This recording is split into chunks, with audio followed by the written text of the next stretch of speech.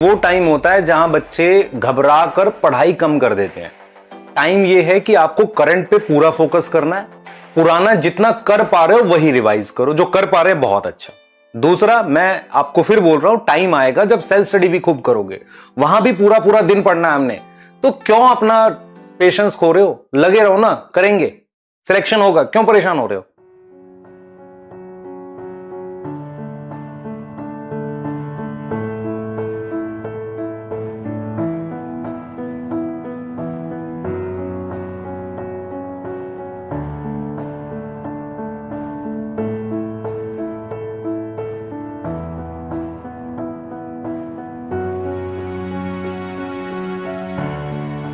Message कर रहे हैं सर हमसे अब थोड़ा सा मतलब पैनिक होना स्टार्ट हो गया। देखिए मैं आपको बताता हूं, जब हम ऑफलाइन कोचिंग्स में पढ़ाते थे, सबसे बढ़िया मंथ वो होता था जब मतलब बेसिकली जब चैप्टर स्टार्ट होते थे, स्लो चलता था सिलेबस, बच्चे कर पाते थे, सारे साथ होते थे।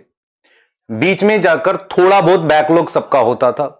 जब हम लास्ट में जाते थे फैब मार्च के आसपास, कुछ चैप्टर्स का काफी सारे बच्चों का बैकलॉग होता था। और वहां पर क्या होता था, 11th के टेस्ट स्टार्ट हो जाते थे, क्योंकि ऑल इंडिया टेस्ट सीरीज दिसंबर से स्टार्ट हो जाती थी।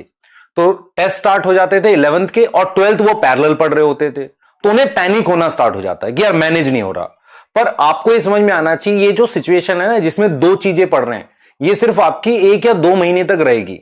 अब देखो एक चीज आप समझो, अभी आप मान लो मेरे हिसाब से एटलीस्ट इतना घंटा आपको पढ़ना चाहिए, उसमें से आपके 8 से 10 घंटे जो हैं वो लेक्चर में जा रहे होंगे, प्लस नोट्स डीपीपी ये सब में, नोट्स प्लस डीपीपी में जा रहे हैं, इतना आपका जा रहा होगा। मतलब आप सेल्फ स्टडी 3 से 4 घंटे या मान लो कोई 5 से 6 घंटे की सेल्फ स्टडी कर पा रहा है। ये सिचुएशन है, हां ये सिचुएशन है, ध्यान सुनो, ये सिचुएशन है। जिस दिन सिलेबस खत्म हो रहा है, मान लेते हैं एक टाइम बचता है, उसके बाद आपके पास बच जाते हैं सिलेबस खत्म होने के बाद, मान लेते हैं आपके पास अराउंड 70 डेज बच जाते हैं। पर क्या इस 70 डेज में आपको लेक्चर देखने हैं? क्या नहीं। अभी आप पढ़ रहे हो मान लो 5 घंटे, इस 70 डेज में अगर आप लगातार, ध्यान से सुनेंगे बेटा, लगातार आप अगर मान लो 12 घंटे पढ़ो, या 14 आवर पढ़ो, या 15 आवर पढ़ो, मान लो 15 आवर पढ़ लेते हैं, अगर मान लेते हैं 15 आवर पढ़ लेते हैं, तो लगभग आपके पास 1000 घंटे आ जाएंगे। अगर आप 1000 घंटे आपके पास 70 दिन में है, आप मुझे बताओ कि 1000 घंटे में क्या रिवाइज नहीं हो सकता? सब कुछ 2 से 3 बार रिवाइज हो जाएगा। तो जो पैनिक कर रहे हो ना, आने वाला टाइम ऐसा आएगा कि आपके पास सेल्फ स्टडी का काफी टाइम होगा, वहां भी करो ना। अभी तो क्या है कि जो टाइम है उसमें मैनेज करो, लेकिन ये जरूर कर लो, फिर आपके पास ये टाइम भी तो आने वाला है। आप समझ क्यों नहीं रहे इस चीज को? ये जो टाइम होता है मार्च का, अप्रैल स्टार्टिंग या फैब का, इसमें डबल मेहनत पड़ती है। लेकिन जैसे ये टाइम जाता है, सिर्फ आपको सेल्फ स्टडी करनी है, तो कुछ कुछ जो बैकलॉग है वो भी कंप्लीट होगा। और आपके पास आर्स है ना, आप देख रहे हो इतने सारे आर्स हैं, पर ये वेस्ट करने के लिए नहीं है, ये रिवाइज करने के लिए। ये समझ में आ रहा है? आप समझो इस चीज को, मैं यहां पे लिख रहा हूं 1000 आवर्स हैं, इससे भी ज्यादा है आपके पास। रियल में बताऊं मैं, रिवीजन के लिए आपको 15-16 घंटे पूरा एकदम थोरो रिवीजन करनी है। आप करोगे उस वक्त तो क्यों नहीं सिलेक्शन होगा? तो एक रे ऑफ होप हमेशा होती है लाइफ में, उस होप की जो रे है उसको पकड़ना है आपने बस। क्लियर है? अच्छा, फुल सिलेबस कितने देने चाहिए, कब देने चाहिए? एग्जाम के लगभग 1 या 1.5 महीने पहले से देने चाहिए। कितने देने चाहिए फुल सिलेबस? कम से कम 25, 20 से 25 तो देने ही चाहिए। क्या हमें अभी फुल सिलेबस की जरूरत है? नहीं।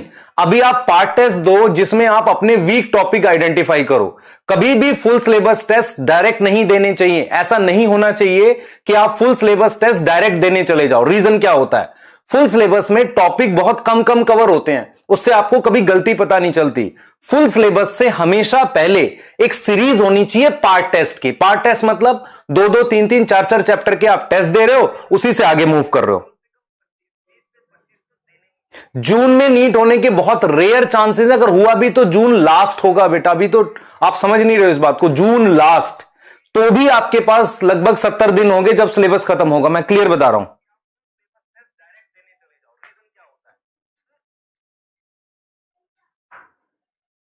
ये चीज समझो बेटा,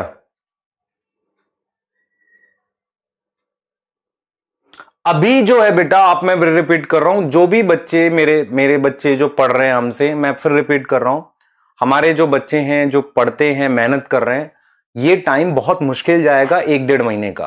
पूरी एफर्ट से लगे रहो। सेल्फ स्टडी का भी एक टाइम आएगा जब आप सब कुछ छोड़ के एकदम सेल्फ स्टडी पे बैठ जाना, 15-15 घंटे सेल्फ स्टडी करना। पर उसके लिए आपने करंट तो अच्छे से किया हो। आप सोचो मैंने करंट भी नहीं पढ़ रखा, मैं सेल्फ स्टडी में ही सारा पढ़ लूं, ऐसा नहीं होता।